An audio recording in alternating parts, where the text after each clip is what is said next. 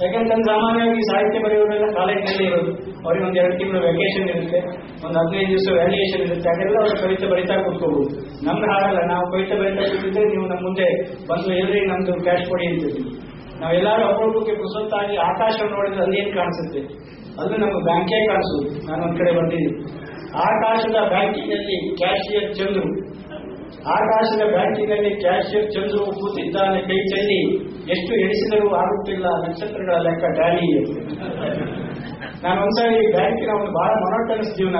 ನಾವು ಎಲ್ಲೋದ್ರು ಅಲ್ಲಿ ನಾವು ಕ್ಯಾಶ್ ಚೆಕ್ ಡಿಡಿ ಇದ್ರ ಬಗ್ಗೆನೇ ಮಾತಾಡ್ತಾ ಇರ್ತೀವಿ. ಆಮೇಲೆ ಕ್ವಾರ್ಟರ್ಸ್ ಬಂದ ಮೇಲೂ ಮತ್ತೆ ಅದೇ ಮಾತು. ಇವನ್ ಮೊನೋಟನಸ್ ರೇಖಾಚಾರಕ್ಕೆ ಹೋಗ್ಲಿ ಅಂತ 3 ತಿಂಗಳಿಗೊಮ್ಮೆ LFC ಹೋಗೋದಿದೆ ನಾವು, ಲೀವ್ ಪೇ ಕನ್ಸೆಷನ್ ಅಂತ. ಆ ಲೀವ್ ಪೇ ಕನ್ಸೆಷನ್ಗೆ ಹೋದಾಗ ಏನಾಯ್ತು ಅನ್ನೋ ಬಗ್ಗೆನೂ ಒಂದು ಕವಿತೆ ಇದೆ.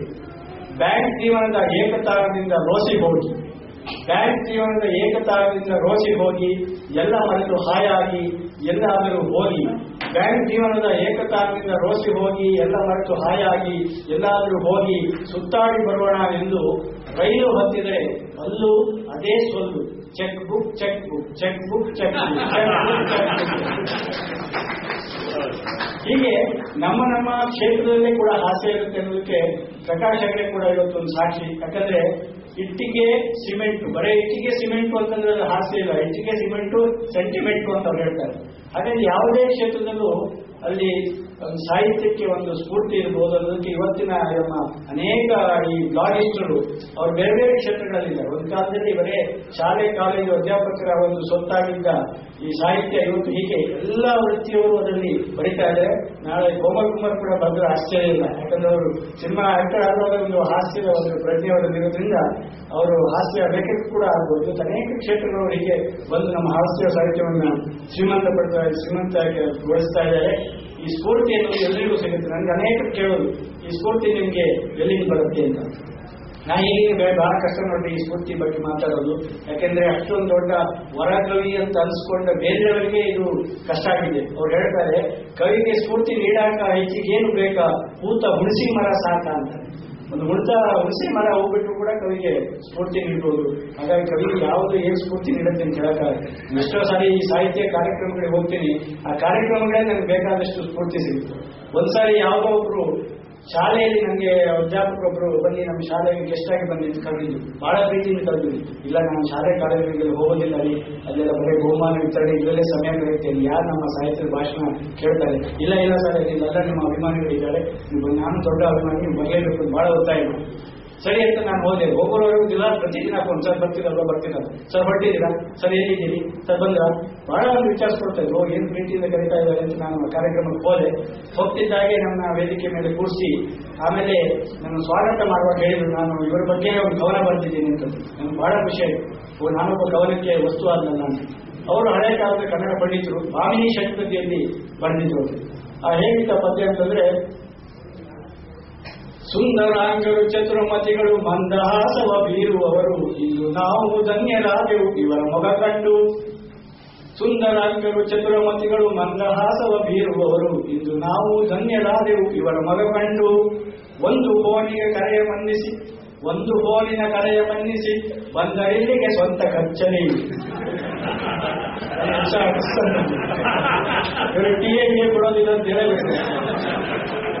ಒಂದು ಫೋನಿನ ಕರೆಯ ಬಂಧಿಸಿ ಬಂದರಿಲ್ಲಿಗೆ ಸ್ವಂತ ಕರ್ತರಿ, ಚಂದದಿಂದಲೇ ಕರವ ಮುಗಿಯುವವರು ನಿರಾಜರಿಗೆ. ಹಾಗೆ ಕರ ಮುಗಿದರು, ನಾನು ಭಾಷಣ ಮಾಡಿದೆ. ಆಮೇಲೆ ಭಾಷಣ ಮುಗಿತಿದ್ದಾಗೆ ಜನಗಳೆಲ್ಲ ಎದ್ದೋದ್ರು. ನನ್ನ ಕರೆದವರು ಪತ್ತೇನೇ ಇಲ್ಲ. ನಾನು ಹೇಗೆ ಹೋಗ್ಬೇಕು ಅಥವಾ ಇಲ್ಲಿ ಉಳ್ಕೊಳ್ಳೋಕೆ ವಸತಿ ಇದೆಯೋ ಅಂತ ಅವ್ರಿಗೆ ಪತ್ತೇನೇ ಇರಲಿಲ್ಲ. ಇನ್ನೇನು ಮಾಡೋದಪ್ಪ ಅಂತ ಹೇಗೆ ಅವರ ಸ್ನೇಹಿತರು ಇಟ್ಕೊಂಡು ನಾನು ವಾಪಸ್ ಬಂದೆ. ಆಮೇಲೆ ನಮ್ಮ ಕನ್ನಡ ಸಾಹಿತ್ಯಗಳಿಗೆ ಇನ್ನೇನು ಸಿಗುತ್ತೆ ಅಂದ್ಬಿಟ್ಟು ಅದ್ರ ಬಗ್ಗೆನೇ ಬಂದು, ಕವಿಗೋಷ್ಠಿಯಲ್ಲಿ ಸಿಕ್ಕಿತು 2 ಬಿಸ್ಕತ್ತು 1 ಟೀ. ಕವಿಗೋಷ್ಠಿಯಲ್ಲಿ ಸಿಕ್ಕಿತು 2 ಬಿಸ್ಕತ್ತು 1 ಟೀ, ಕನ್ನಡ ಕವಿಗೆ ಅದೇ ರಾಯಲ್ಟಿ. ಹೀಗೆ ಸ್ಫೂರ್ತಿಗೆ ಅದು ಇದಂತಿಲ್ಲ ಅಂತ ನಾನು ಬಹಳ ಕಡೆ ಲೆಕ್ಚರ್ ಕೊಡ್ತೀನಿ. ಒಮ್ಮೆ ಒಂದ್ಸಾರಿ ನನ್ನ ಸ್ನೇಹಿತರು ಹೇಳಿದ್ರು, ಸರ್ ನೀವೆಲ್ಲ ಹೇಳ್ತೀವಿ ಸರಿ, ಆದ್ರೆ ನನಗನ್ಸುತ್ತೆ ನೀವು ಅನೇಕ ಹನಿಗಮನಗಳು ಬರ್ತಿದ್ದೀವಿ. ಎಷ್ಟು ಬರ್ತಿದ್ದೀವಿ? ನಾನು ಸುಮಾರು 1,500 ಬರ್ತಿದ್ದೀನಿ. ಆ 1,500ದಲ್ಲಿ 75% ನೀವು ನಿಮ್ಮ ಹೆಂಡತಿ ಬಗ್ಗೆನೇ ಬರ್ತಿದ್ದೀವಿ. ನನ್ನವಳು, ನನ್ನಲ್ಲೇ ಹಾಗೆ ಹೀಗೆ ಅಂತ. ಬಹುಶಃ ನಿಮ್ಮ ಹೆಂಡತಿಯೇ ನಿಮಗೆ ಸ್ಫೂರ್ತಿ ಇರ್ಬೋದಲ್ವಾ ಅಂತಂದ್ರು. ನಾನು ತಕ್ಷಣ ಅವರಿಗೆ ಉತ್ತರ ಕೊಟ್ಟೆ. ಅವರು ಕೇಳಿದರು, ನಿಮ್ಮ ಕವಿತೆಗೆ ಸ್ಫೂರ್ತಿ ಯಾರು? ನಿಮ್ಮ ಮಡದಿಯೇ? ಅವರು ಕೇಳಿದರು, ನಿಮ್ಮ ಕವಿತೆಗೆ ಸ್ಫೂರ್ತಿ ಯಾರು? ನಿಮ್ಮ ಮಡದಿಯೇ? ನಾನೆಂದೆ, ಹೌದು, ನಿಮ್ಮ ಮಡದಿಯೇ. ಸ್ನೇಹಿತರೆ, ಬಹಳ ಸಂತೋಷ ಆಗ್ತಾ ಇದೆ. ನಿಮಗೆ ಸಮಯದ ಮಿತಿ ಇಲ್ಲ ಅಂತಂದ್ರು, ಆದ್ರೆ ನನಗೆ ಸಮಯದ ಮಿತಿ ಇದೆ.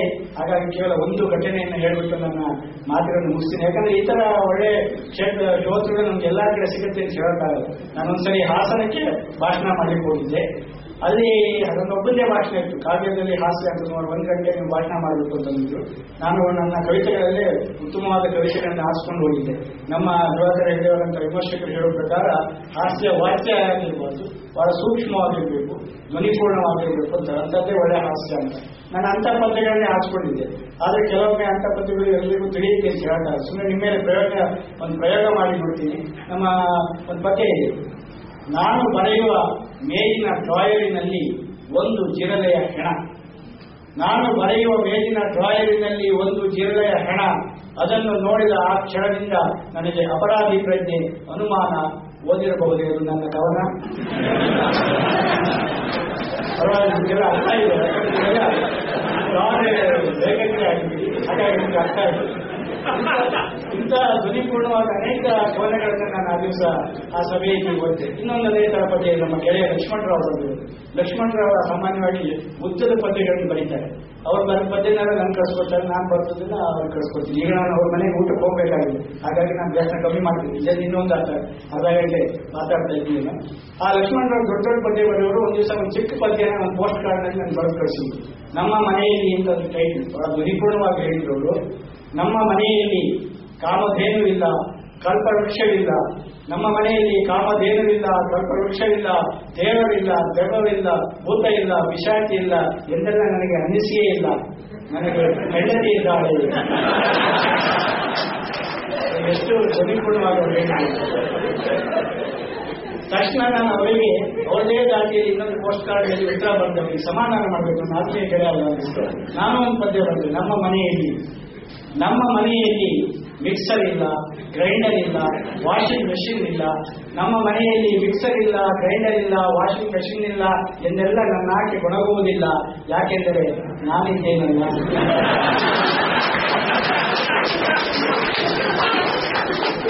ಸ್ನೇಹಿತರೆ, ಇಂಥ ಧ್ವನಿಪೂರ್ಣ ಕವನಗಳನ್ನು ಓದಿದ್ರು ಕೂಡ ಹಾಸನದಲ್ಲಿ ಆ ದಿವಸ ಜನ ನಗಲೇ ಇಲ್ಲ. ಎಲ್ಲ ಬಹಳ ಗಂಭೀರವಾಗಿ ಕೂತ್ಕೊಂಡಿದ್ರು. ಎಲ್ಲೋ ಮುಂದ್ಗಡೆ ಕೂತ 3 ಜನ ನಗ್ತಾ ಇದ್ರು. ಬಹುಶಃ ನಾನು ಕರೆದವರು ಅಂತ ಕಾಣುತ್ತೆ. ಮುಂದ್ಗಡೆ ಯಾರು ನಗ್ಲೇ ಇಲ್ಲ. ಸರಿ, ನನಗೇನು ಅವ್ರು ನಗ್ತಾ ಇದ್ರು, ನಾನೇನ್ ಮಾಡೋದು? ಯಾಕಂದ್ರೆ ಎಲ್ಲಾ ಕಡೆ ಜನ ನಗ್ತಾ ಅಂತ ಹೇಳ್ತಾರೆ. ಕೆಲವೊಮ್ಮೆ ಆ ಮಣ್ಣಿನ ಗುಣ. ಹಾಸನ ಕರ್ತನೆ ನೋಡಿ, ಹಾಸ ನಾನು. ಹಾಗಾಗಿ ನಮ್ಮ ಮಾಜಿ ಪ್ರಧಾನಿಯವರು ಹಾಸನದವರು ನಗೋದಿಲ್ಲ ಅನ್ನೋ ಒಂದು ಪ್ರತೀತಿ. ಹಾಗಾಗಿ ನನಗೇನು ನಕ್ಕಷ್ಟು ಬಿಟ್ಟಷ್ಟು ಅಂತ ನನ್ನ ಕಾರ್ಯಕ್ರಮ ಮುಗಿಸಿ ಆ ದಿವಸ ಅಲ್ಲೇ ಹಾಲ್ಟ್ ಮಾಡಿದ್ದೆ. ಮರು ದಿವಸ ಬೆಳಿಗ್ಗೆ ಹೀಗೆ ವಾಕಿಂಗ್ ಹೋಗ್ತಾ ಇರ್ಬೇಕಾದ್ರೆ ಎದುರುಗಡೆಯಿಂದ ಒಂದು 4 ಜನ ಯುವಕರು ಏನೋ ಮಾತಾಡ್ಕೊಂತ ನಮ್ಮ ಕಡೆ ಬೆರಳು ತೋರಿಸ್ತಾ ಬರ್ತಾ ಇದ್ರು. ಆಮೇಲೆ ನನ್ನ ಹತ್ರ ಬಂದು, ನಮಸ್ಕಾರ ಸರ್, ನಮಸ್ಕಾರ ಅಂತ. ಸರ್, ನಿನ್ನೆ ಪುರಭವನದಲ್ಲಿ ಕವನ ಓದಿದ್ದು ನೀವೇ ಅಲ್ವಾ ಸರ್? ಹೌದಪ್ಪ, ನಾನೇ. ಏನಾಯ್ತು? ಸರ್, ಬಹಳ ಚೆನ್ನಾಗಿತ್ತು ಸರ್, ಬಹಳ ಅದ್ಭುತವಾಗಿತ್ತು ಅಂತ ಬಿದ್ದು ನಗೋಕ್ ಶುರು ಮಾಡಿದ್ರು. ನಾನು ಕೇಳಿದೆ, ಅಲ್ರಿ, ನಾನು ಕವನ ಓದಿದ್ದು ನಿನ್ನೆ, ನಮ್ಗೆ ಅರ್ಥ ಆಗೋದು ಇವತ್ತು ಸರ್. ಬಹಳ ಸಂತೋಷ ಅಂತಂದ್ರೆ ನಿಮಗೆಲ್ಲ ನನ್ನ ಮಾತು ಕವನ ಇವತ್ತೇ ಅರ್ಥವಾಗಿದೆ. ಹಾಗಾಗಿ ನಾನು ಆರಂಭದಲ್ಲಿ ಸಂತೋಷ ಆಗ್ತಾ ಇಲ್ಲ ಅಂತ ಈಗ ನೀವು ನನಗೆ ತುಂಬಾ ಸಂತೋಷ ಆಗ್ತಾ ಇದೆ. ಹಾಗಂತ ಸಂತೋಷ ಆಗ್ತಾ ಇದೆ, ಜನ ನಗ್ತಾ ಇದ್ದಾರೆ ಒಂದೇ ಕಾರಣಕ್ಕೆ ನಾವು ಯಾವಾಗ ಸಿಕ್ಕಾಪಟ್ಟೆ ಮಿತಿ ಮೀರಿ ಹಾಸ್ಯ ಮಾಡಬಹುದು. ಯಾಕಂದ್ರೆ ಜನರು ನಮ್ಗಿಂತ ಬಹಳ ಬುದ್ಧಿವಂತರಾಗಿರ್ತಾರೆ. ಅವ್ರು ಯಾವ ಕಾರಣಕ್ಕೆ ನಗ್ತಾರೆ ಅಂತ ನಮ್ಗೆ ಗೊತ್ತೇ ಆಗಲ್ಲ. ಆ ಬಗ್ಗೆನೇ ಒಂದು ಕವಿತೆ ಇದೆ, ನಾನು ಇದಕ್ಕೂ ಕೊನೆಯ ಕವಿತೆ ಇದು. ಹಾಸ್ಯ ಕವನ ಓದುವಾಗ ಜನ ಬಿದ್ದು ನಕ್ಕರು. ಹಾಸ್ಯ ಕವನ ಓದುವಾಗ ಜನ ಬಿದ್ದು ನಕ್ಕರು. ಕವಿಗೆ ಗೊತ್ತೇ ಇಲ್ಲ ಹರಿದ ಪಂಚೆಯಲ್ಲಿ ತೋರುತ್ತಿತ್ತು ನಿಕ್ಕರು.